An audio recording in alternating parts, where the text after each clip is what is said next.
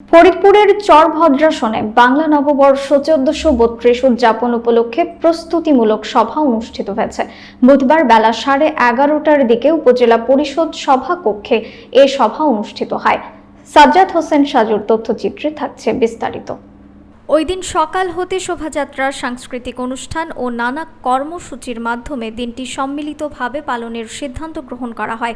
উপজেলার নির্বাহী কর্মকর্তা মনিরা খাতুনের সভাপতিত্বে সভায় উপস্থিত ছিলেন সহকারী কমিশনার নিশাত ফারাবী, উপজেলা কৃষি কর্মকর্তা মামুনুর রহমান, সমাজসেবা কর্মকর্তা জাহিদ তালুকদার, শিক্ষক লুৎফর রহমান, শিরিন সুলতানা, ইউপি চেয়ারম্যান ইয়াকুব আলী, বদরুজ্জামান মৃধা প্রমুখ।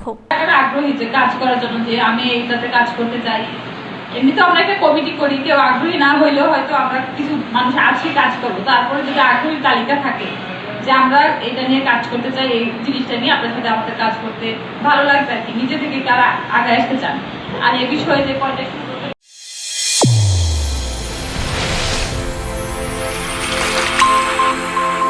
চ্যানেল A1 হৃদয়ের স্পন্দন।